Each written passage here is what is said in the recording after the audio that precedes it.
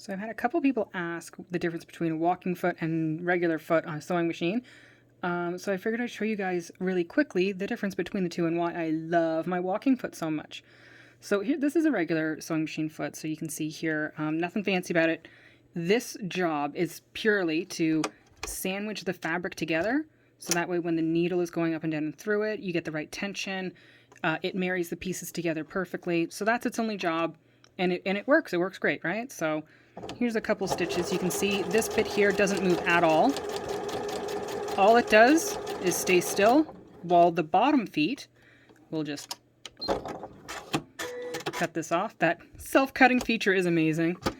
So you can see under here, these little teeth, when we walk forward, let's see if I can get here. So I'm just going to press down. So you see those little feet? See them moving? So that's walking on the bottom.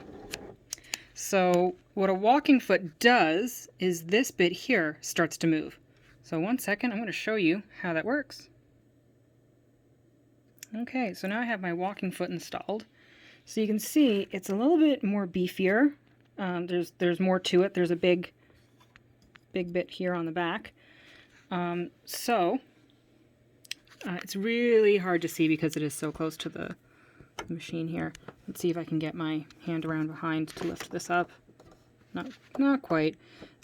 Underneath the little sled feet here, there's actually some extra little plastic runners. And what this does is it essentially walks your material on top in time with what is going on below with those little teeth. Now, why this is important, I'll put some fabric in here as a little demonstration.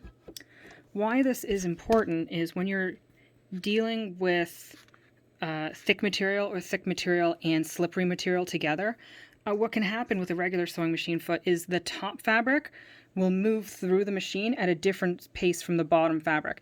This results in a twist in your threading.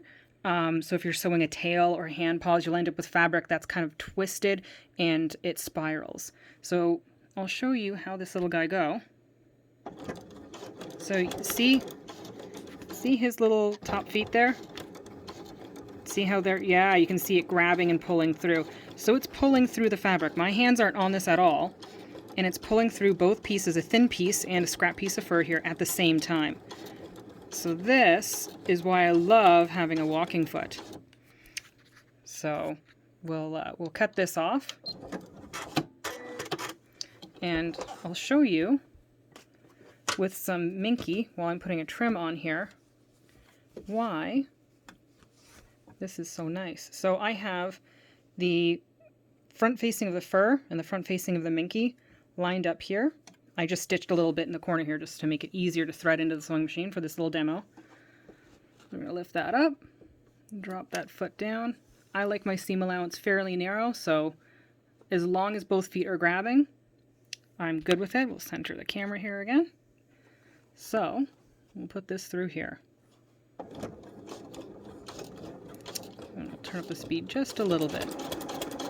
So you can see, as it goes, it's pulling both at the same time. There's no twisting, no turning.